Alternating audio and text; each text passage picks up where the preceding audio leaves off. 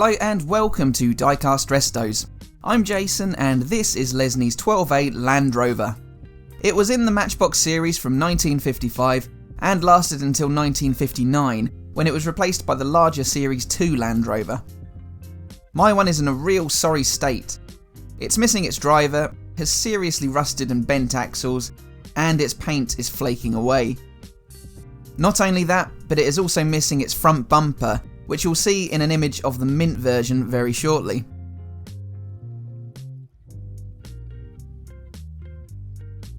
So here's that factory fresh model, noting the silver trimmed bumper and driver.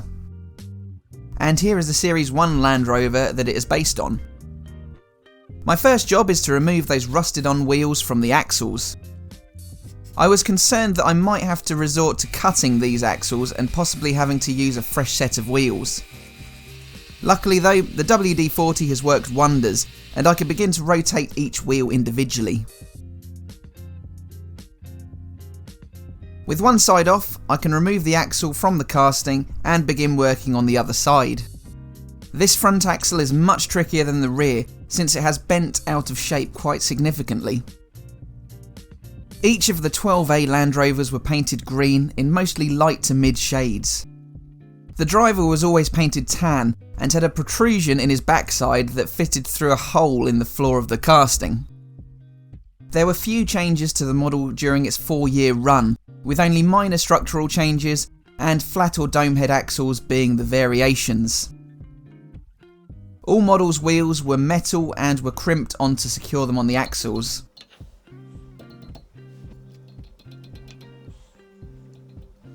I've managed to straighten out those axles, which weren't as brittle as I'd originally thought.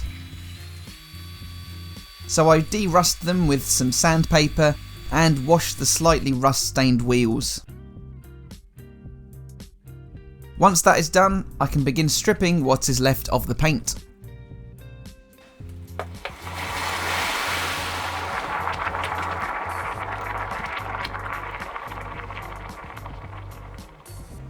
Conceived in 1947, the Rover company drew up plans for a light utility vehicle based on the Willys Jeep used during World War II, with an emphasis for agricultural use.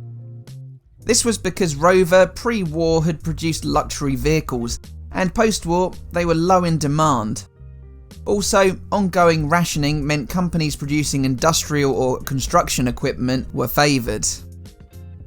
The Land Rover was meant to only be in production for a few years in order to aid Rover's cash flow and restart luxury vehicle production once more.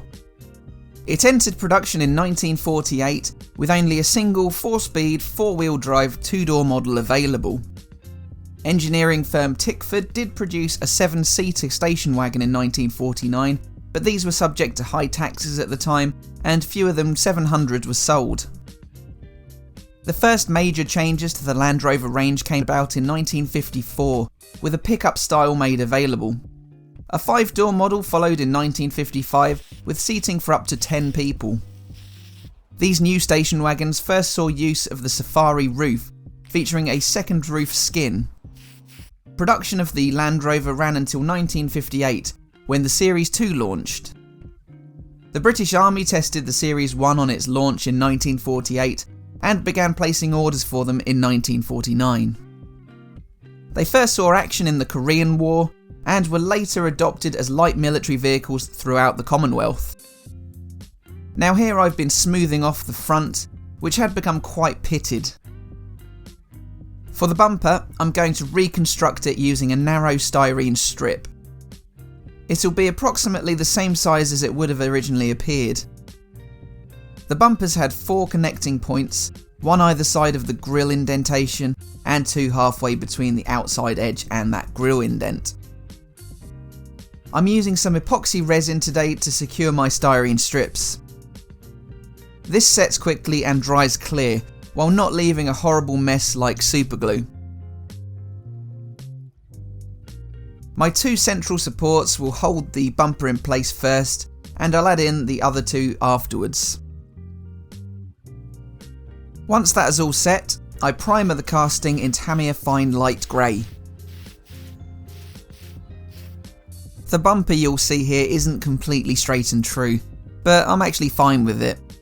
At this scale, it was really quite fiddly, and in my opinion, it doesn't look too bad. I don't really have a wonderful paint match for you today, sadly though.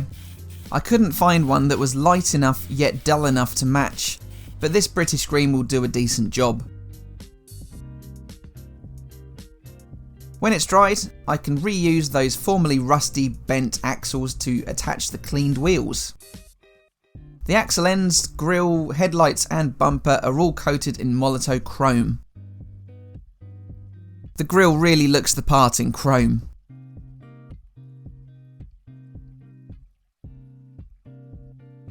Lastly, I squeeze my reproduction driver into his seat to complete this salvage mission. So here's the utter disaster I started off with. You can see just how rusty the axle ends are, and the underside was so much worse. That front right wheel is bent badly out of shape. The paintwork is very flaky, and I am of course missing my driver. This little Land Rover really has been in the wars, and I've tried my best to rescue it, and despite all of its problems, here is how it now looks. My revitalised Land Rover is sporting a new darker shade of green, teamed with some vivid chrome work on the front, and featuring a reconstructed bumper made of styrene. I've brought in a reproduction driver and painted him tan. I managed to free up the wheels from their rusty tomb, and actually saved the axles to reuse them in this build in spite of their terrible state.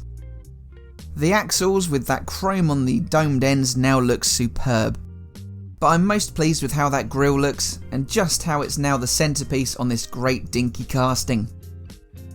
If you have enjoyed this project, leave a like, leave a comment, and before you leave, please subscribe. Check out my Patreon and support if you can to have your name up in lights at the end of my videos. Links to Patreon and my Instagram are in the description. So thanks for watching, and I'll see you again for the next one. Bye for now.